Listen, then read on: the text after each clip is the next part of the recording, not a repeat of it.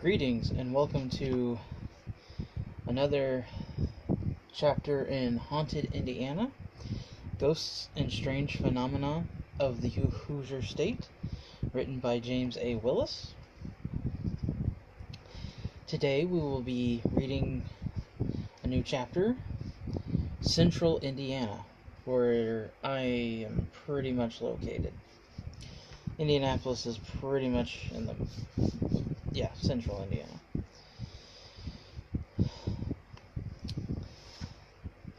And if you're just tuning in, you can catch up on the previous chapter by heading over to my channel and checking out my Haunted Indiana playlist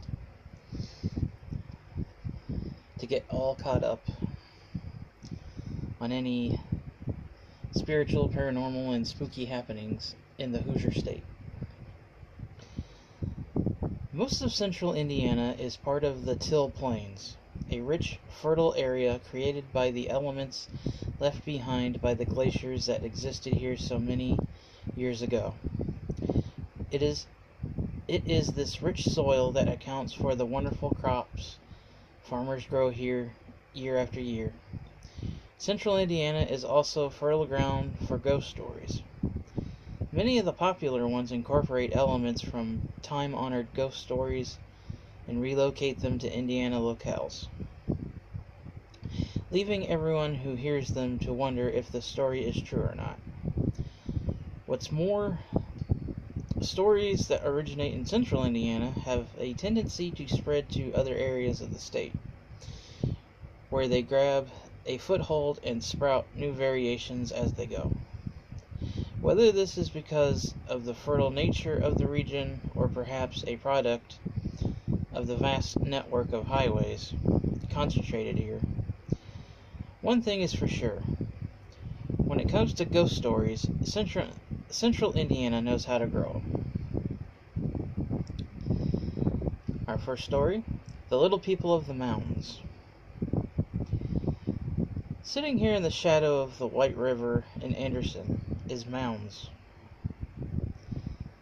State Park, which is composed of 10 enigmatic structures that have long perplexed the people who have witnessed them. Oh yeah, and there's a bunch of creepy 2-foot-tall robed creatures running around in the woods here too.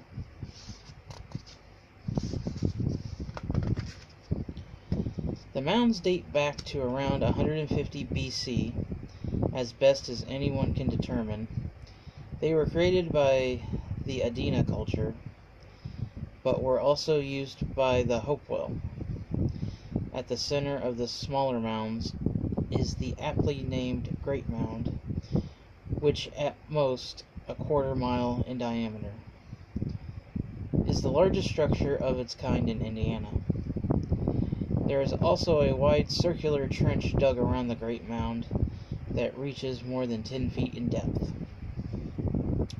Part of the mystique surrounding these mounds is that it is still unclear what they were used for.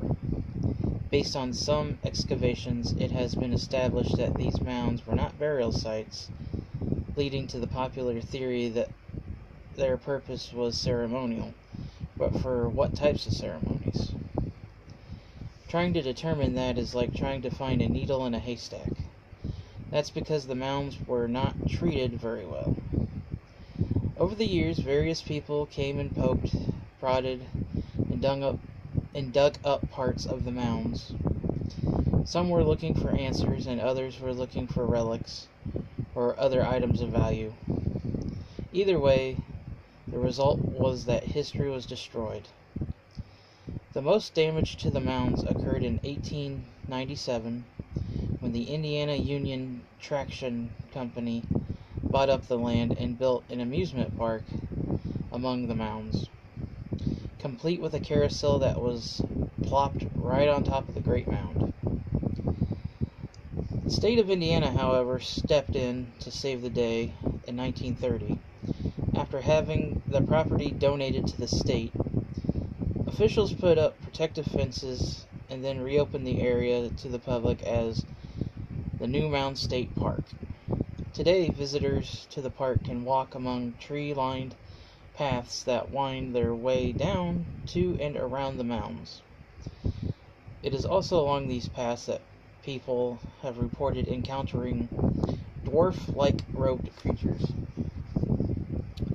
Those who have seen these creatures describe them as looking human in every way, save for one. They are only 2 feet tall, wearing dark blue or purple robes. The creatures dart back and forth between the trees, watching visitors from a distance. Once spotted, the creatures jump up and run off into the woods. They are also seen moving along the shoreline of the White River nearby. Now, before you dismiss the reports of little creatures running around in the woods, consider this. The sightings date back hundreds of years. In fact, there is a local Delaware Indian legend that claims an entire tribe of little beings live in the woods. The Delaware refer to them as, I'm going to try and pronounce this, Pukwuddies. Puk-Wud-ies, which loosely translates to little wild men in the forest. I hope you've enjoyed this video. If you've liked it, please give it a like. It is much appreciated. And if you're new to this video and you're wondering what my channel is all about, you can head over to my channel and get caught up on anything from this series, or check out my other videos. And subscribe if you haven't, because all my subscribers are awesome. And I will catch you all later. Thank you for watching. Thank you for listening. Have a blessed day.